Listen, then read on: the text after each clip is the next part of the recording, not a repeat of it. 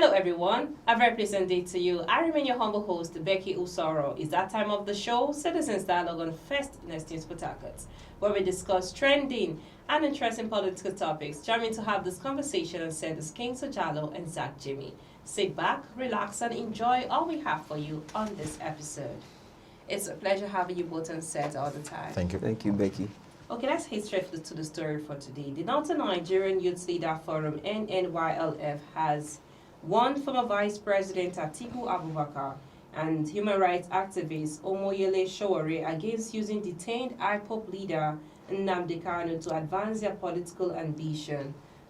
Jalo, what do you have to say on that story? The Northern Forum leader, I think he has made his points, and for me, I don't think that is a very, very clear or that is a fact allegation. You understand? I think it's just insinuating, and it's not a clear fact, because I think these are people who are really coming out, to, avoid or, trying to stop a chaos that might, want to occur in the country. So him pointing out that the former vice president and the activists, telling them that they are using Nnamdi Kanu's case to enrich their political whatever. I think that is not the clear fact. It's just to me, it's just being politically.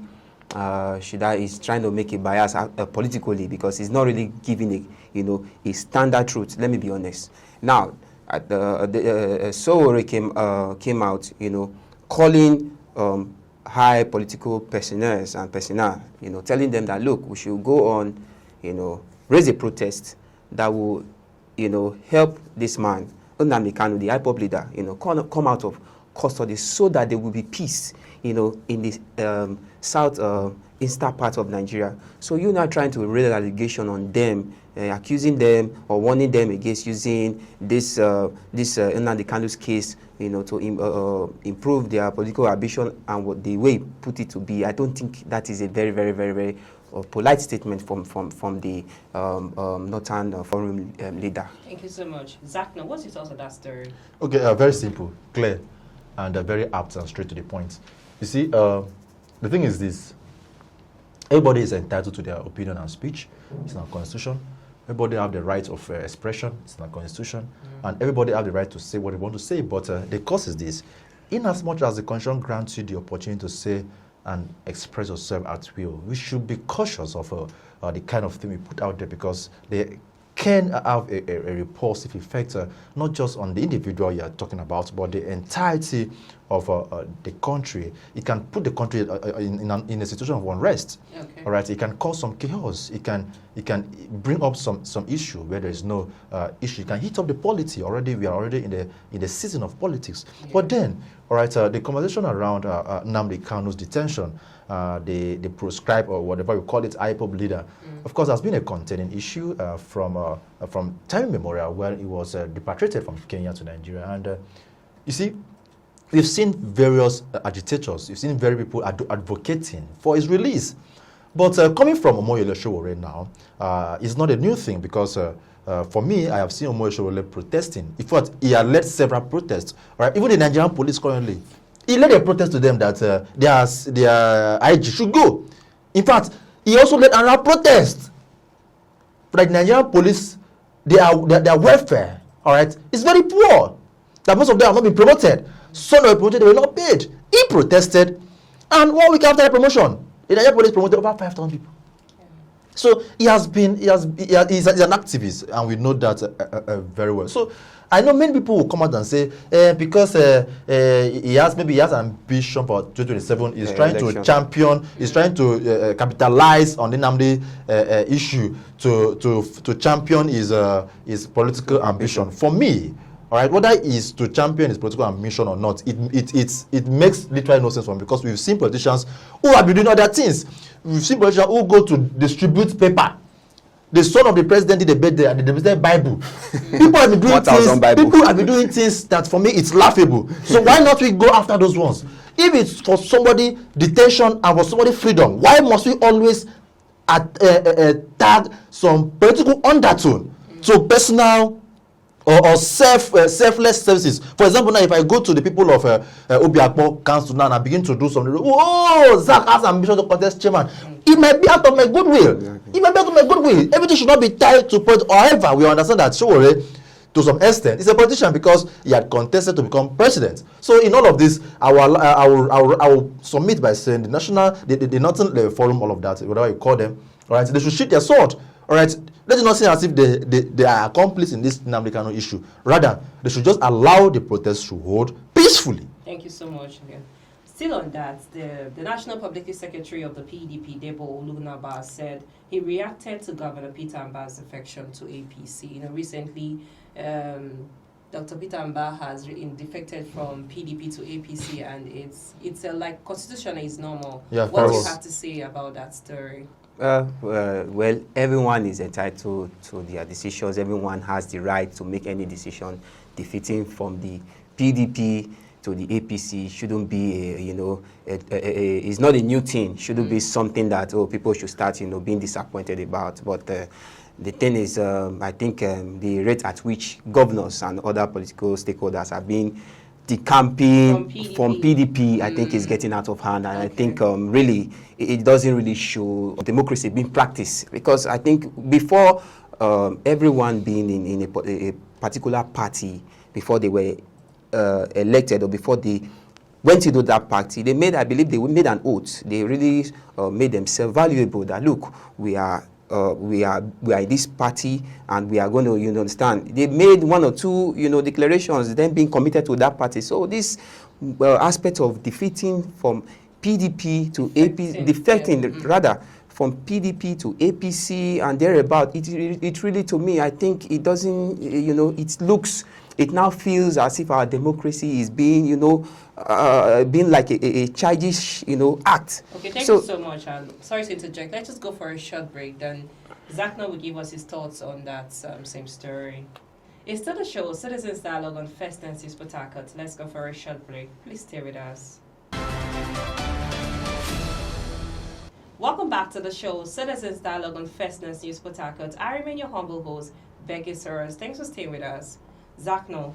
Reacting to the story of Debo Olugunaba, reacting to Peter Mbah's defection, what do you have to say on that? Well, Debo has his right to make whatever claim he wants to make.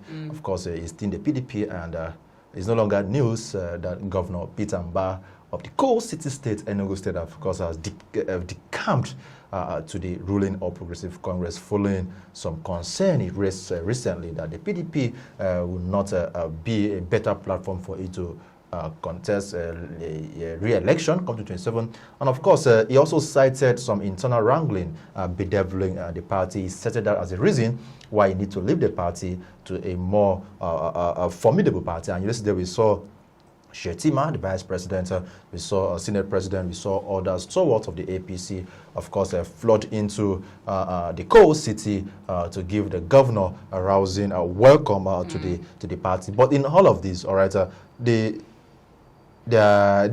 story behind all these things remains very clear to the Nigerian persons that, well, we understand that this country, no matter how we've seen it, they are tilting towards a one-party system, and it's quite sad. I do not understand what President Bola Ahmed Tinubu is doing. I do not understand his philosophy of democracy, because I listened to him during the Democracy Day earlier this year, where he mentioned that he is not of the support of a one-party system. But what is happening is more of the other side, of course, of his statement on this. We've now seen. In fact, the Southeast State, okay, let me come back. The Southeast State, Abia, still in Labour Party. Okay. Although he has some issues, suspension there. We hope he doesn't leave.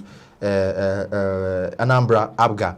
Now, every other state in the South is already Igbo speaking, they are now in the APC. Now, tell me how they will now champion, or they will now put forward their own cause agitation for governance, all right, to get to them. There is still the same person talking about being marginalized, but these same people jumping into the APC. Well, the freedom to jump is okay, but what are you jumping for? And for the fact that, just like you mentioned, you see, more of this is that Nigerians, when they go to ballot paper, they don't vote Becky, they vote the party.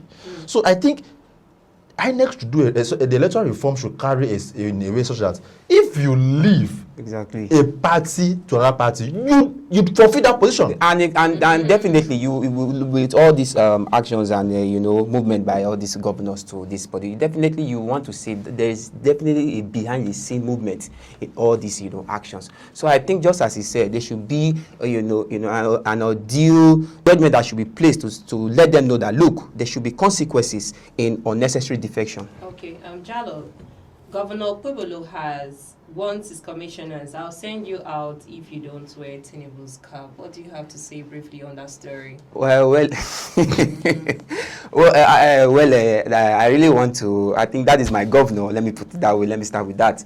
First of all, I really want to commend and also commend all 20 commissioners that were really appointed by the governor. First of all, that their appointments. When he's saying about cap, is he talking about physical cap? Of course, physical cap, of course. So, like I was saying, they should really take that position serious. Now, coming to the cap issue, you see, let me not use a radical statement here. Let me just take it low because Okpebolo, I really, I think is a well-known governor all over. Someone who is really recommended as a governor in the state, but I think we should really look beyond cap. I don't think the president himself, has given that cap issue as a momentum, as a must, that look, my cap should be a mandated thing that all governor under my political system must, because I've always seen, governors and other political personnel putting on that cap as if it's a symbol of a symbol of commitment to my administration. So I think he should do away with that kind of acts and recommend the commissioners and focus on other necessary impactation that should be impacted in the state. Thank you, Zach. We've lost it. We've lost it. Becky, we've lost our sense of democracy. We've lost totally everything. We have now deviated from the course of governance to something that is meaningless. Okay. Very meaningless. I would governor, all right, come out. Go as much as telling people that if you don't wear the signature cap of I will walk you out. See now, the same thing happened in Akwa Ibom State, where before the governor Umoyeno defected to the APC, he gave an open statement that if you do not follow me to the APC, consider your position forfeited. Just imagine. That was so unfounded of the governor. But well, we are in a setting that we accept anything we see.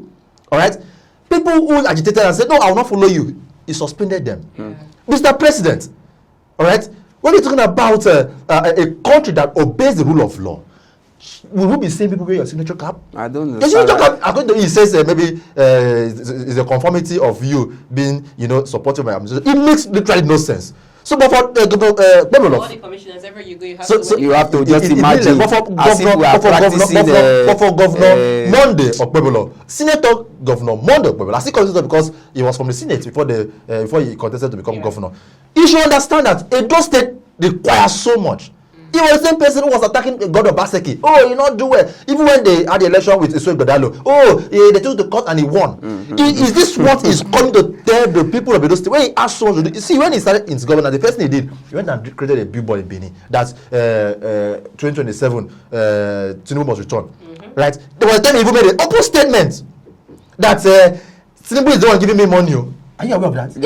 So when we have governors who do not understand what their job is, that's to tell you that he doesn't even know what he's doing as a governor. And I would like him to the governor of what's this state, Niger State, Bago Mohammed, who say people with dreadlock they should stop doing dreadlock. What is dreadlock has to do with the economic of the country? So for me, it's an APC thing. This is a kind of governor APC are giving to Nigeria. Imagine governors. We are not practicing monarchy. It's just Thank you so much. It's my pleasure having you both on set all the time. Thank you, Becky. Thanks everyone. That's our show for today. Citizens Dialogue on First News Portacut. Many thanks for watching. I am Becky Osaro. Bye for now.